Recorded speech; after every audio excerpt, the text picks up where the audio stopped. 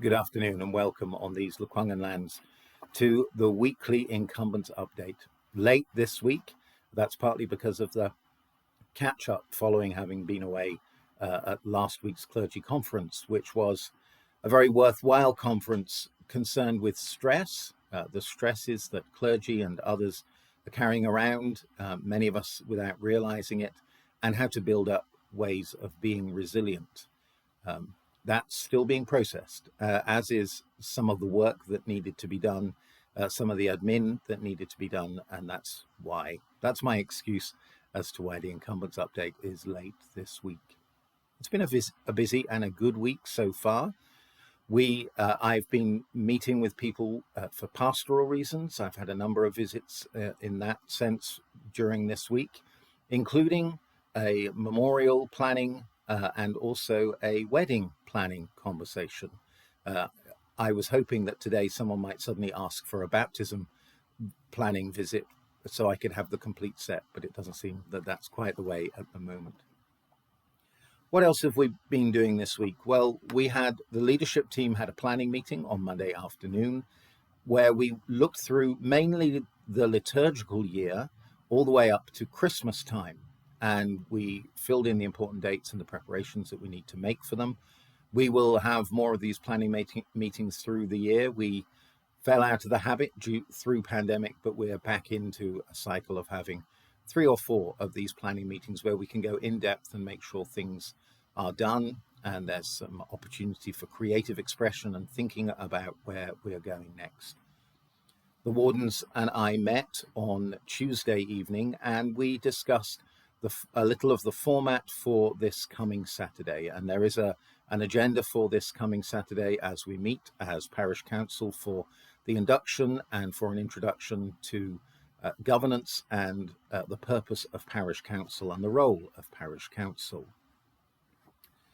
We've had our midweek services as we always do, but it was a particular joy today at 12:30 for our meditation Eucharist to welcome Stephanie back, who presided.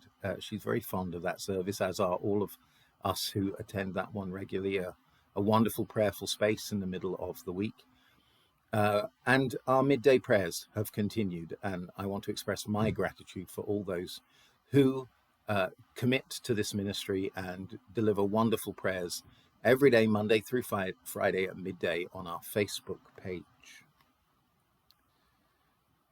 I also, so you know the things that are going on, I had my every other month Archdeacons meeting. And for those of you who think that I spend hours doing diocesan things, our Archdeacons meeting for this month was 45 minutes.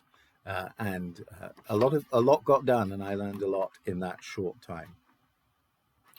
So yes, just a reminder that we have our Parish Council Orientation Day, and that is this coming Saturday at 9:30 a.m. We'll begin with coffee, and then we'll go into thinking about the nature and purpose of a parish council. And it will include a tour of many of the bits of the parish house and the church building and below that we don't normally get to see. So I invite all of the parish council to be a part of that this coming Saturday. This coming Sunday, the last thing I want to highlight is a time when we actually get to welcome the Reverend Dr. John Thatanamil back as our presider. He is here for a symposium put on by the Diocese of British Columbia and the University of Victoria, which started today on Thursday and carries on through Saturday on law, land, religion, and reconciliation. One of the speakers at that is a priest from Toronto called the Reverend Jason McKinney. And Jason is going to come and be our preacher this Sunday. And then after the service and after coffee time, is going to have an in-conversation time with John. So they will be looking after our Sunday morning. Also on Sunday morning, we're going to hear about this month's Blue Envelope Project, which is the Taima project in Sierra Leone. And we've had a connection with that project for many years.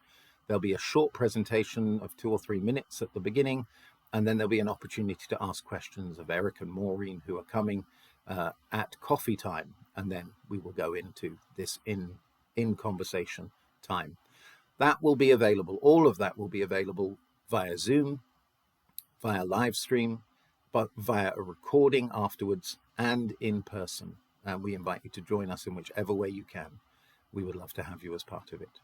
And last and not least is there's been some thoughts and some discussion going on around the community about hospitality.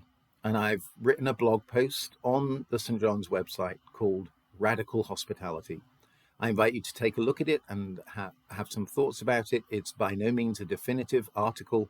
It's much more I hope, the beginning of a thought process as we consider how do we show radical hospitality as a community, both within and beyond the walls of St. John's. I think that's it. That's the end of this update, and I look forward to seeing many of you on Saturday and on Sunday. God bless you.